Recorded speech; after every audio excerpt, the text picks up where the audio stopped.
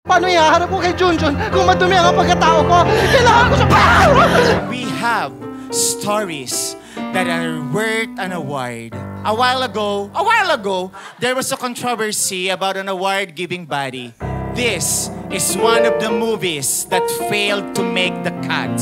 Every time our players in the movie hear some musical scoring, they will somehow agree, oh yes, with that music. As an inspiration for this movie that we are about to see, can you give us an adjective to describe your day today? Titillating. And that was not enough, no?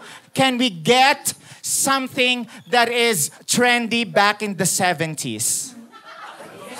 Disco. This is an award-giving body that we do not wish to name today.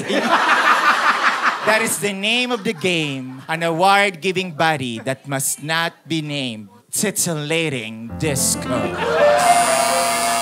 Tekla! Tekla! Oh, ano yan? Sira yung disco ball. Kasi, tignan mo, binutasan mo yung butas. Hindi eh. Isa lang. So, hindi tayo maka-open ng disco tonight. I guess okay lang naman. I mean, hindi ba tayo mawawalan ng pera? Pera yun eh. Pag nawalan tayo ng pera, magugutom ang bata. Maghihirap tayo.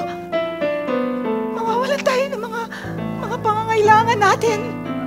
Yung mga pang-araw-araw na pangangailangan natin.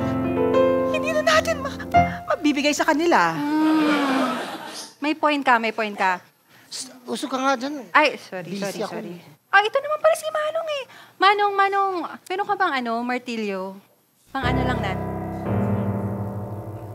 Manong, kailangan ko ng martilyo. Kasi kung wala tayong martilyo, paano natin maaayos ang araw na to? Ha? Kung hindi maayos ang araw na to, paano tayong tatlo? Paano yung buhay?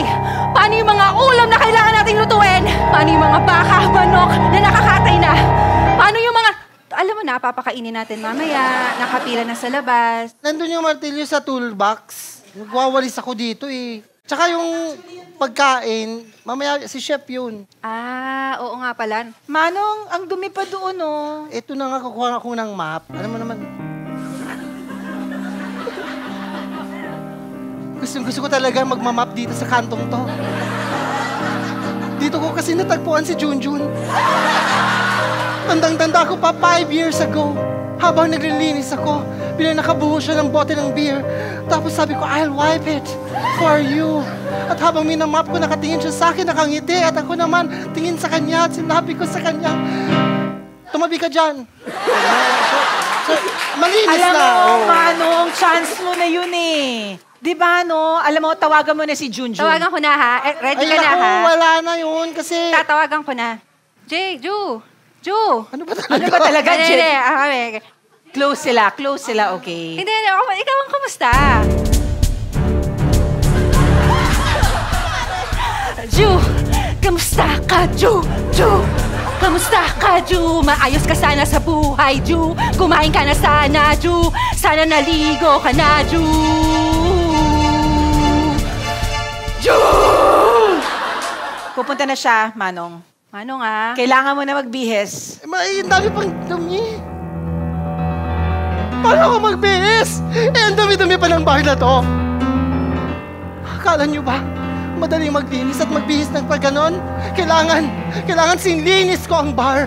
Kasi kung madungis ang bar, feeling ko ang dumi-dumi ng pagkatao ko. Paano ihaharap ko kay Junjun kung madumi ang pagkatao ko? Kailangan ko siya... Tumigil ka! Matauhan ka na dapat! Ito, baso ng tubig! Ito, baso ng beer! Ito! Iinumin mo ng dahan-dahan. Ladies and gentlemen, give it up for Missy, Cara, and Ding Dong. Spit Manila!